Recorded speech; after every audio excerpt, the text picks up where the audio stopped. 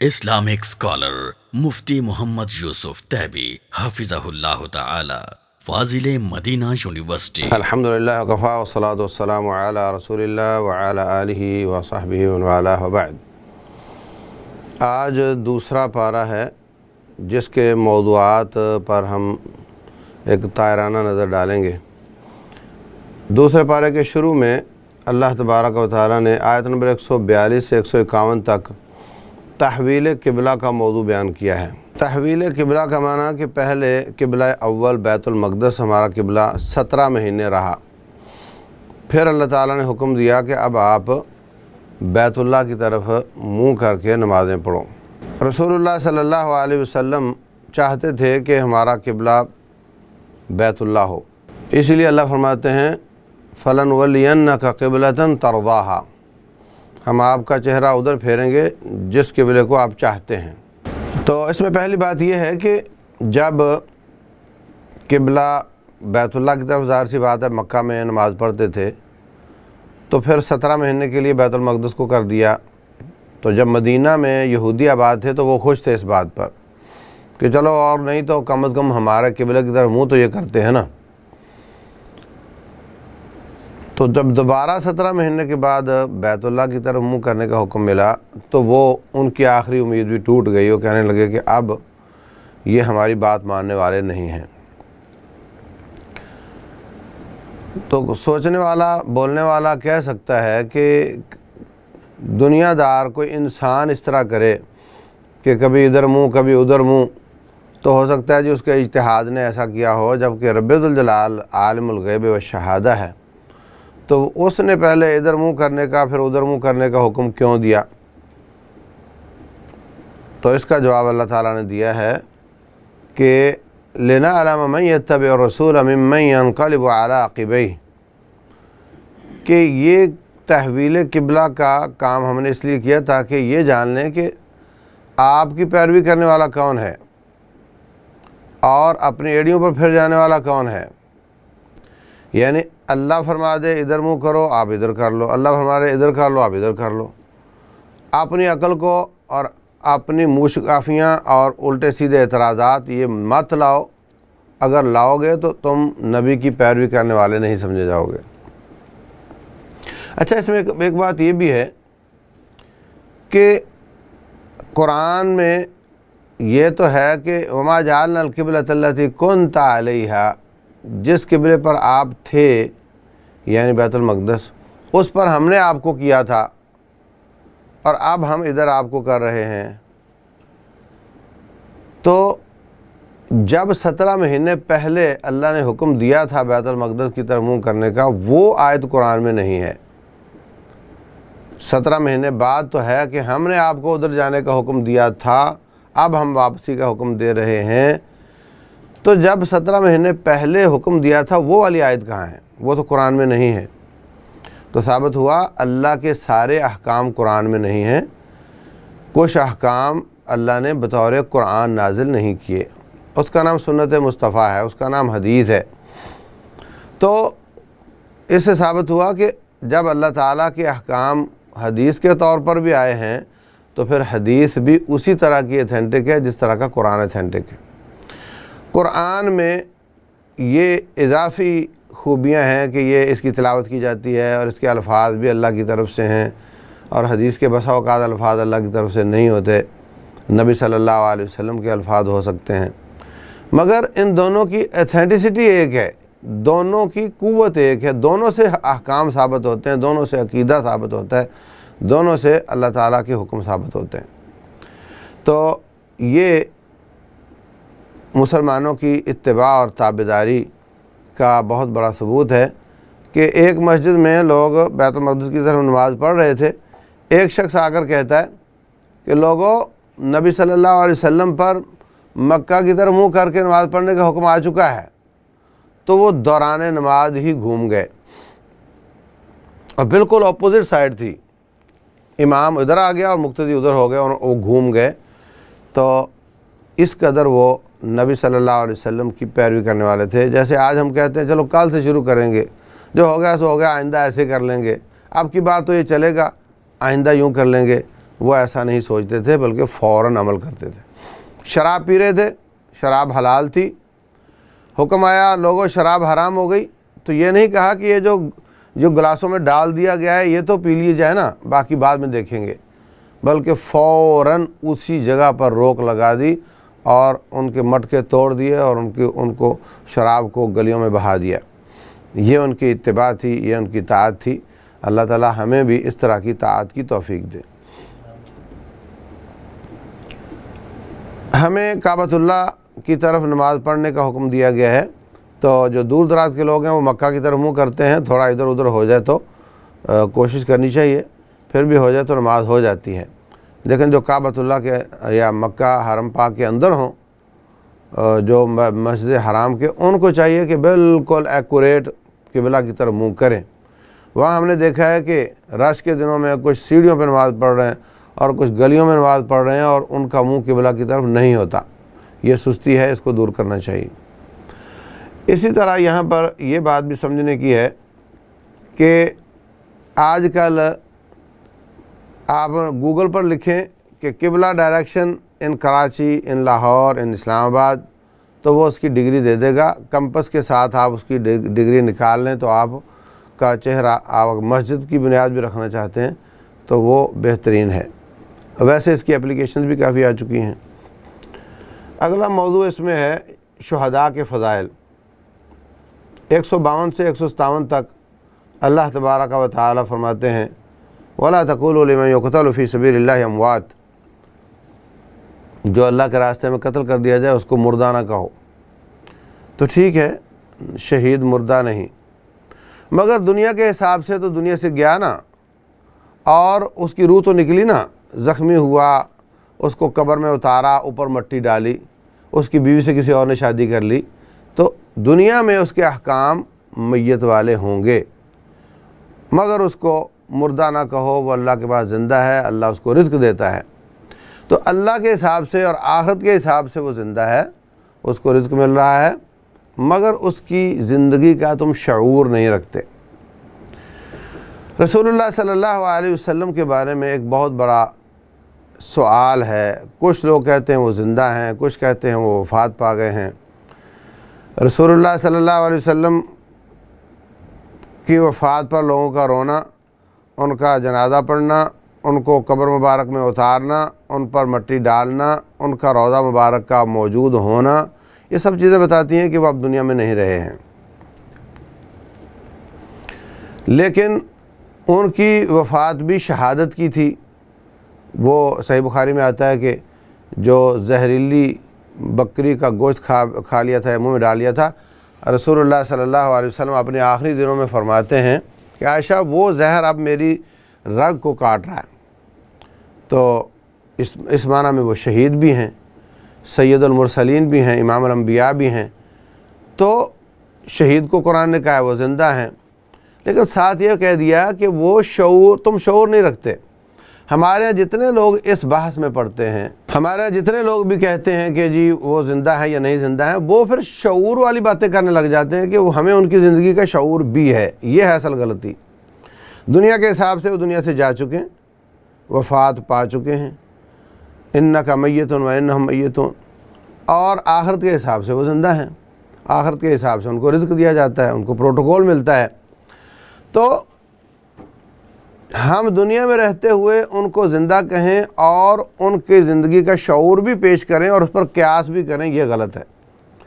حرم پاک میں ہماری طالب علموں کی ڈیوٹیاں لگتی تھی جب ہم پڑھتے تھے، تو پاکستانیوں بیچاروں کی کوشش ہوتی تھی کہ ایک رکا اور اس کے ساتھ تھوڑے سے پیسے، اور کوشش کریں کہ جالی کے اندر پھینک دیں، اور وہ رکا پڑھتے ہم تو اس میں لکھا رہتا تھا کہ حضرت فلاں سے شادی کا ارادہ ہے، اور وہ مان نہیں رہے تو آپ تھوڑی ہمت کریں اور یہ پیسے بھی تھوڑے سے رکھ لیں۔ تو یہ شعور کی باتیں ہیں۔ جب اللہ فرما رہے ہیں کہ آپ ان کی زندگی کا شعور نہیں رکھتے۔ حدیث میں آتا ہے کہ نیک آدمی کی قبر کو تا حد نکاح کھول دیا جاتا ہے، لیکن ہمارے قبرستانوں میں تو اتنی جگہ ہی نہیں ہے۔ تو یہ شعور کی بات تو نہ ہوئی، یہ تو ایمان بالغیب کی باتیں ہوئی نا۔ تو جو ایمان بالغیب کی باتیں ہیں ان کو شعوری باتوں میں قیاس کر کے پھر ان سے مانگنا اور ان سے امیدیں رکھنا اور اللہ کے مقابلے میں ان سے استغاثہ کرنا، یہ درست نہیں ہے۔ اگلا موضوع جو اس پارے میں بیان ہوا ہے وہ 170 آیت میں، کہ جب ان سے کہا جاتا ہے کہ اللہ کے نازل کردہ وَإِذَا قِيلَ لَهُمُ اتَّبِعُوا مَا أَنزَلَ اللَّهُ، قرآن و سنت کی پیروی کرو، کہتے ہیں نہیں جی ہم تو اپنے آباء و اجداد کی پیروی کریں گے، اگرچہ ان کے آباء و اجداد خود جاہل اور ہدایت یافتہ نہ ہوں۔ تو عزیز بھائیوں اور بہنوں، بات یہ ہے کہ آج کل دنیا میں پڑھائی لکھائی لٹریسی ریٹ بڑھتا جا رہا ہے، اور عام طور پہ بچے اپنے والدین کو پاگل تو نہیں کہتے مگر سادہ ضرور کہتے ہیں، جی میرے ابا تو سادہ ہیں، اور سمجھتے ہیں کہ میں بڑا چالاک ہوں اور میں بڑا دنیا کو سمجھتا ہوں، اور یہ ابا جو ہے نا اماں تو بالکل سادہ ہے۔ لیکن جب دین کی باری آتی ہے تو پھر کہتے ہیں جی بس جو کچھ بھی ہے میں تو جو والدین جو بڑے کہتے ہیں وہی کروں گا، یعنی دنیا کے حساب سے ان کو وہ ڈیگریڈ کرتے ہیں، اور دین کے حساب سے حق سمجھ لینے کے بعد، دلیل اور ریفرنس سمجھ لینے کے بعد بڑوں کی پیروی کرنے کی کوشش کرتے ہیں۔ یہ ان کی گمراہی کی بنیاد ہے جو اس آیت میں بیان ہوئی ہے۔ اب آپ اندازہ لگائیں کہ ایک دکاندار بہت تیز ترار چالاک ہے، بڑا سمجھدار ہے، اس کو کوئی چیٹ نہیں کر سکتا، لیکن جب دین کا معاملہ آتا ہے تو اپنی آنکھیں بند کر کے مولوی صاحب کے کندھے پہ ہاتھ رکھ دیتا ہے اور اپنے عقل کے سوئچ کو بھی آف کر دیتا ہے۔ بھئی تم یہاں بھی اپنی عقل دڑاؤ نا، یہاں بھی سوچو سمجھو، اب قرآن کو ترجمہ پڑھو، حدیث کا ترجمہ پڑھو، علماء سے رابطہ کرو تو آپ کو سمجھ آئے دین کیا ہے۔ یہاں آ کر آپ کی ساری چالاکیاں ختم ہو جاتی ہیں۔ تو اللہ تعالیٰ نے یہاں پر تنبیہ کی ہے کہ ایسا نہیں کرنا چاہیے، بلکہ سمجھ سوچ کو حرکت میں لانا چاہیے۔ اصل تو دین ہی ہے جس کے لیے عقل کا استعمال ہونا چاہیے۔ اس کے بعد اللہ تعالیٰ نے حدود اور قصاص کا ذکر کیا ہے 178 سے 179 دو آیتوں میں۔ اے ایمان والو، تم پر قصاص فرض کیا گیا اور تمہارے لیے قصاص میں زندگی ہے۔ قصاص یہ ہے کہ اگر کسی نے کسی کو زخم لگایا تو اتنا ہی زخم لگانے والے کو لگایا جائے، دانت توڑا ہے تو اس کا دانت توڑا جائے، زخم گہرا جتنا اتنا اس کو گہرا لگایا جائے، قتل کر دیا تو اس کو قتل کر دیا جائے۔ اگر اس کے وارث یا وہ خود قتل سے کم پر، قصاص سے کم پر راضی ہو تو پھر اس کی دیت ہے، ہر زخم کی الگ ہے، اور انگلیوں کی الگ ہے، ہاتھ کی آدھی دیت ہے، دونوں ہاتھوں کی پوری دیت ہے۔ اس طرح پاؤں ہے، جسم کے وہ اعضاء جو ایک ایک ہیں ان کو کاٹنے پر پوری دیت ہے 100 اونٹ، اور جو دو ہیں ان کی آدھی آدھی دیت ہے۔ تو اسلام کا یہ بہت پیارا نظام ہے۔ اس سے فرمایا تمہارے لیے زندگی ہے۔ ایک پارٹی نے دوسرے کا ایک قتل کیا، انہوں نے اٹھ کر ان کے 2 کر دیے، انہوں نے اٹھ کر ان کے 3 کر دیے، تو یہ تو روک نہیں لگے گی، اور دونوں خاندان بہت مالدار ہونے کے باوجود قسم پرسی میں زندگی گزاریں گے، اپنے مال سے فائدہ نہیں اٹھا سکیں گے، ہر وقت خطرہ رہے گا کب کوئی آ کر مار جائے گا۔ یہ ساری صورتحال سے نکلنے کے لیے خود اقدام نہ کرو، حکمران کو شکایت کرو، حکمران پکڑ کر ان کا بندہ ایک قتل کر دے تو وہ اب حکمران کے سامنے کھڑے نہیں ہو سکتے، اس لیے وہاں پہ روک لگ جائے گی اور باقی لوگ جو مرنے تھے وہ بچ جائیں گے۔ اس لیے فرمایا کہ قصاص میں تمہارے لیے زندگی ہے۔ اس کے بعد اللہ تعالیٰ نے روزے کی احکام بیان کیے ہیں 183 سے 87 تک۔ ہم نے تم پر روزے فرض کیے تاکہ تم میں تقوی آ جائے۔ اگر اللہ تعالیٰ فرماتے کہ روزے فرض کیے تاکہ تم جنت میں چلے جاؤ تو پھر ہم روزے رکھتے رہتے اور مرتے تو دیکھتے جنت ملی نہیں ملی، اور اگر نہیں ملی، روزہ قبول نہیں ہوا تو پھر ہم پریشان ہو جاتے، واپسی کا راستہ بند ہوتا۔ تو رب ذوالجلال نے وہ نتیجہ بیان کیا ہے جو دنیا میں نظر آتا ہے، تقوی، تاکہ اگر ہمیں نظر آئے کہ تقوی پیدا نہیں ہو رہا ہے تو پھر ہم اللہ تعالیٰ کی طرف رجوع کریں اور اپنے روزوں کی اصلاح کریں۔ تو یہ بہت بڑا چیلنج ہے۔ ہمیں رمضان میں یہ سوچنا چاہیے کہ کتنے گناہ چھوڑے، کتنی نیکیوں کو اپنی عادت بنایا، کیا میری نظر نیچے ہو گئی، کیا میں نے میڈیا غلط استعمال کرنا چھوڑ دیا، تو کیا اپنا وقت ضائع کرنا ویڈیو گیموں میں ادھر ادھر چھوڑ دیا، کیا موبائل کا استعمال کم کر دیا۔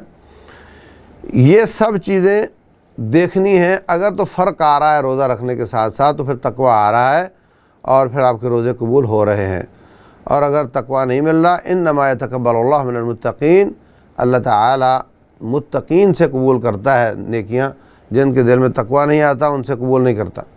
یا ایھا الناس اعبدوا ربکم، اور لوگوں تمام عبادتیں اللہ کے نام لگاؤ، لعلکم تتقون، آخر میں کیا فرمایا؟ تاکہ تمہیں اللہ کا خوف۔ تو تمام عبادات کا نتیجہ اللہ کا خوف ہے، اور جب اللہ کا خوف آ جاتا ہے تو غیروں کا خوف نکل جاتا ہے۔ یہ سپرسٹیشنز، یہ توہمات، اس سے ڈر رہا ہے، اس سے ڈر رہا ہے، کافر سے ڈر رہا ہے، بالکل ختم ہو جاتا ہے جو اللہ تعالیٰ سے ڈرتا ہے۔ جب اللہ تعالیٰ کا خوف آ جاتا ہے تو انسان کی ساری زندگی کے تمام امور بہتر ہو جاتے ہیں، اچھے ہو جاتے ہیں، اور اس میں جو کجی تھی، کمزوری تھی، ختم ہو جاتی ہے۔ فرمایا یا ایھا الذین آمنوا اتقوا اللہ وقولوا قولا سدیدا، اے ایمان والو اللہ سے ڈرو، بات سیدھی سیدھی کیا کرو، یا اللہ پھر کیا دے گا؟ فرمایا یصلح لکم اعمالکم، تمہارے سارے اعمال درست ہو جائیں گے۔ تو تمام زندگی کی اصلاح کا کورس ہے یہ اللہ کا خوف، اور یہ ملتا ہے عبادات سے۔ تو آئیے ہم دیکھیں کہ کیا راتوں کے قیام اور دن کے روزے، قرآن کی تلاوت، صدقہ خیرات، ذکر اذکار سے ہمیں یہ والا نتیجہ مل رہا ہے نہیں مل رہا۔ اور اس کا ایک ایکسپیریمنٹ ہے کہ ہم اکیلے بیٹھ کر، کوئی نہ دیکھ رہا ہو، اپنے گناہوں کو یاد کریں، اللہ کی قوت کو یاد کریں، اللہ تعالیٰ کی پکڑ کو یاد کریں، اور ہماری اپنے گناہوں سے توبہ کریں، تو ہمارے آنکھوں سے آنسو بہہ جائیں۔ رسول اللہ صلی اللہ علیہ وسلم فرماتے ہیں جس کو یہ دو آنسو نصیب ہو گئے، اللہ تعالیٰ اس کو 50,000 سال کی زندگی اپنے عرش کا سایہ دے گا، جبکہ دنیا دھوپ میں ہوگی۔ اس کے بعد فرمایا اگر تم روزہ نہیں رکھ سکتے تو اگلے دنوں میں رکھ لو۔ وہ کیسے؟ کہ اگر بیماری عارضی ہے تو کوئی بات نہیں، اگلے دنوں میں رکھ لو، اور اگر بیماری مستقل یا لمبی ہے، جیسے عورت ہے کبھی حمل سے، کبھی بچے کو دودھ پلا رہی ہے، یا بوڑھا آدمی جس کو بیماری ٹھیک ہونے کی زیادہ امید نہیں ہے، تو وہ پھر فدیہ دے دے۔ ایک روزے کی جگہ پر ایک مسکین کا ایک وقت کا کھانا، یا 1 کلو گندم یا چاول ایک روزے کے بدلے کسی غریب کو دے دیا جائے تو اس کا فدیہ پورا ہو جاتا ہے۔ اس کے بعد اللہ تعالیٰ نے شراب اور جوئے کے بارے میں بیان کیا۔ اب دیکھیں، یسألونک عن الخمر والمیسر، آپ سے پوچھتے ہیں جوئے اور شراب کے بارے میں، تو اس کا سادہ سا جواب ہے، اللہ تعالیٰ فرما دیتے اے نبی ان سے کہہ دو حرام ہے، بس۔ آسان ہے نا؟ لیکن اللہ تعالیٰ نے یہ آسان جواب نہیں دیا، بلکہ کیا فرمایا؟ فیہما اثم کبیر ومنافع للناس، ان دونوں میں گناہ ہے بہت بڑا، اور منافع ہیں، نفع ہیں، فائدے ہیں۔ وَإِثْمُهُمَا أَكْبَرُ مِن نَفْعِهِمَا، جب ہم دونوں کو انالائز کرتے ہیں، دونوں کا تجزیہ کرتے ہیں، دونوں کو تولتے ہیں، تو گناہ جھک جاتا ہے اور فوائد کم پڑ جاتے ہیں مقابلے میں۔ اس کے بعد پھر اللہ نے یہ نہیں بیان کیا کہ پھر یہ جوا کھیلا کرو یا نہ کھیلا کرو، شراب پیا کرو یا نہ پیا کرو۔ یہ احکام اور آیات میں موجود ہیں کہ جوا حرام ہے، شراب حرام ہے، مگر یہاں اللہ تعالیٰ نے صرف تجزیہ کیا ہے تاکہ اپنی عقل کو حرکت میں لاؤ اور سوچو کہ جس چیز میں نقصان زیادہ ہے وہ تم کیوں کرو گے۔ نمبر 2، یہ بتانے کے لیے کہ میں نے حرام صرف ان چیزوں کو کیا ہے جس میں تیرا نقصان تھا، جس میں تیرا فائدہ زیادہ تھا وہ میں نے حرام نہیں کی۔ اس لیے آنکھیں بند کر کے اللہ کے حکام پر عمل کرو، جو جو حرام کیا اس کو چھوڑتے جاؤ، جو جو حلال کیا اس کو کرتے جاؤ، اور اسی میں تمہارا فائدہ دنیا اور آخرت کا۔ ذاتی طور پر کسی کو ہو سکتا ہے چوری میں فائدہ حاصل ہو جائے، مگر اجتماعی طور پہ وہ پوری امت کے لیے ناسور بن جاتا ہے۔ اس لیے تمہارا فائدہ اس میں ہے جس کی ہم نے اجازت دی ہے، تمہارا نقصان اس میں ہے جس سے ہم نے منع کیا ہے۔ اچھا اب دیکھیں نا، کہا اس میں گناہ ہے اور فائدے ہیں، جبکہ گناہ کا جوڑا بنتا ہے ثواب کے ساتھ اور فائدے کا جوڑا بنتا ہے نقصان کے ساتھ۔ تو یا تو یوں کہیں کہ اس میں نقصان ہے اور فائدے ہیں، یا یوں کہیں اس میں گناہ ہے اور ثواب ہے۔ تو اللہ تعالیٰ نے اس کے گناہ کا لفظ ایک جوڑے سے پکڑ لیا اور فائدے کا لفظ دوسرے جوڑے سے پکڑ لیا، اور ان دونوں کو جوڑ دیا۔ ان دونوں میں گناہ بہت بڑا ہے اور فائدے ہیں۔ ہونا چاہیے تھا ہماری عقل کے مطابق اس میں نقصان بہت بڑا ہے اور فائدے ہیں، تو نقصان کی جگہ پر گناہ لکھ کر اللہ تبارک و تعالیٰ نے ثابت کر دیا کہ جو نقصان ہے وہی گناہ ہے، جو تیرے نقصان کا کام تھا وہی میں نے گناہ قرار دیا ہے۔ اس لیے فکر نہیں کرو، زیادہ سوچنے کی ضرورت نہیں، جو میں گناہ کہتا ہوں وہ تیرے بھلے کے لیے ہی کہتا ہوں، اس لیے اس پر عمل کرتے چلے جاؤ۔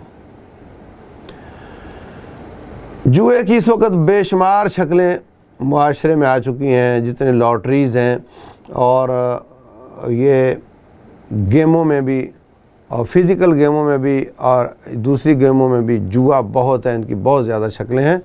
تو جب بھی کسی کام میں پیسہ انوالو ہو، انشورنس اور تکافل کی تمام شکلوں میں جوا ہے، تو کوئی جہاں بھی پیسہ اس طرح انوالو ہو وہاں علماء سے رابطہ کرو۔ اب اختصار کے ساتھ میں بیان کر رہا ہوں، وہ ساری شکلیں بیان نہیں کر سکتا۔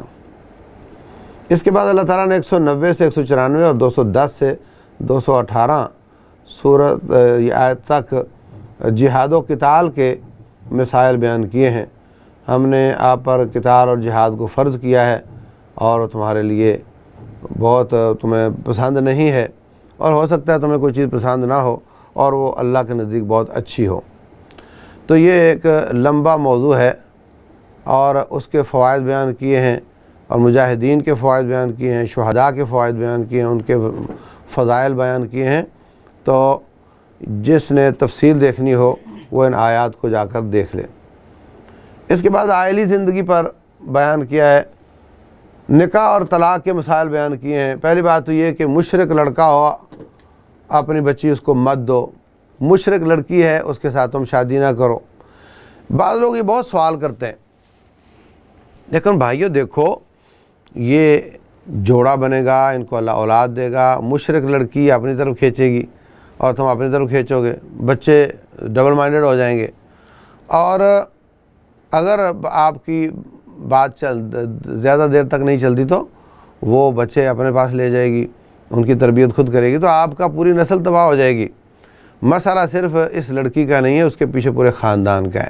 اس لیے شادی کرو تو دین کو بنیاد بناؤ، اس کی بنیاد پر شادی کرو۔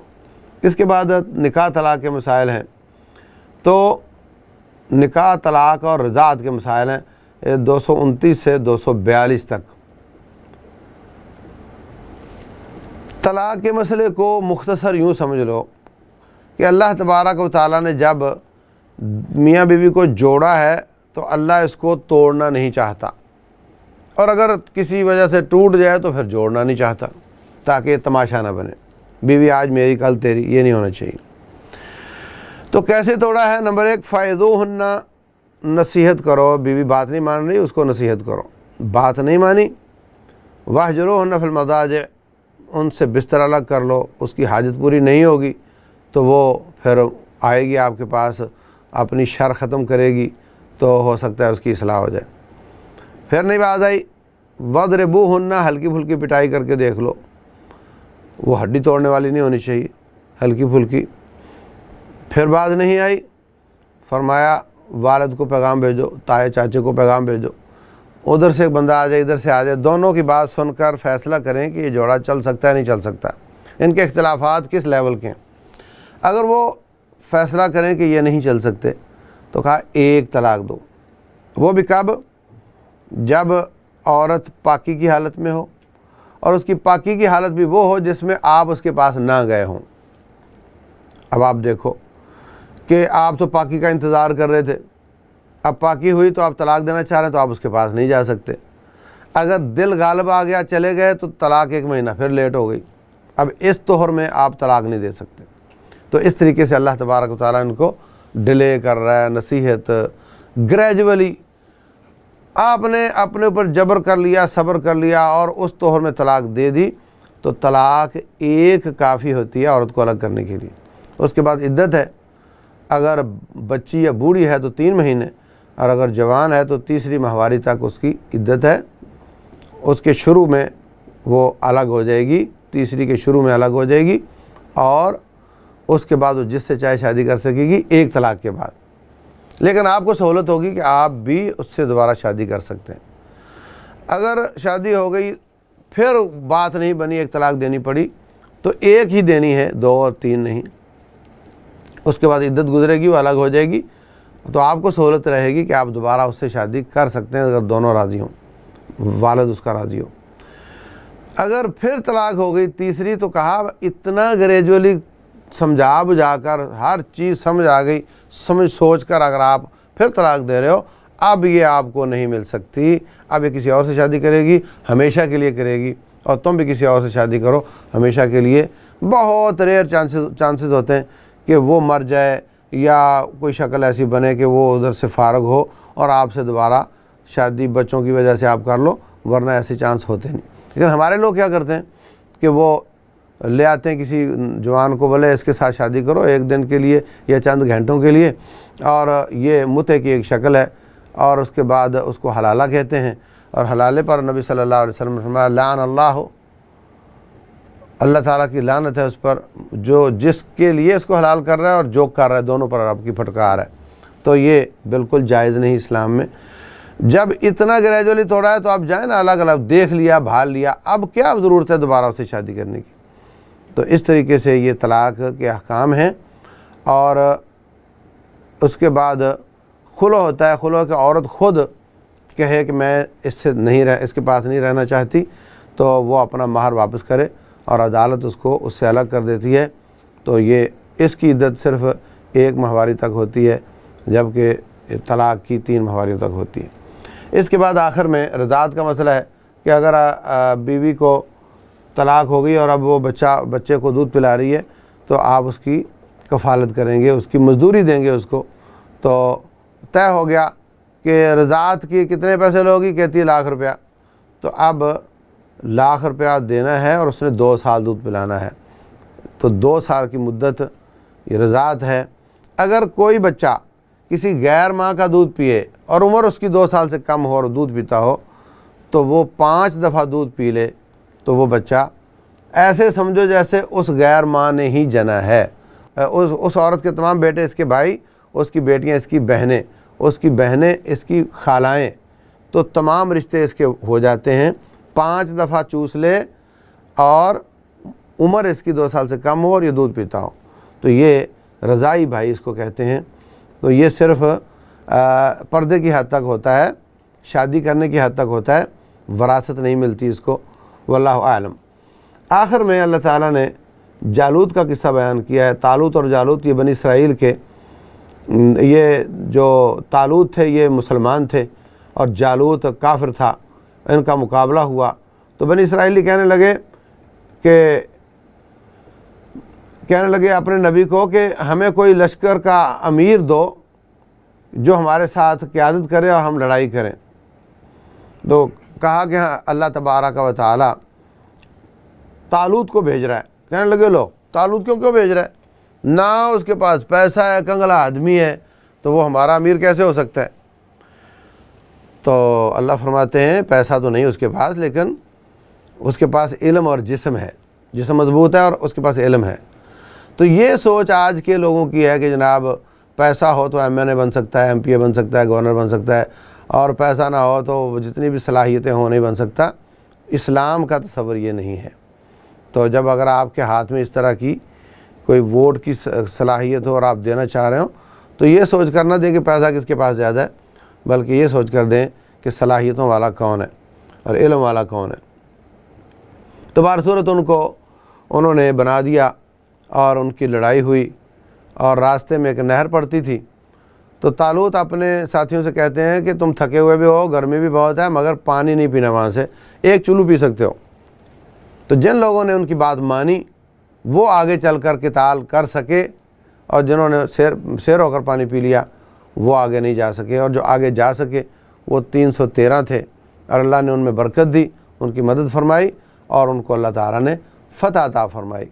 तो इससे ये भी साबित होता है कि अमीर की ताअत के बग़ैर अल्लाह की मदद नहीं आती। वल्लाहु आलम व सल्लल्लाहु अलैहि व सल्लम व बारक अला नबीना मुहम्मद।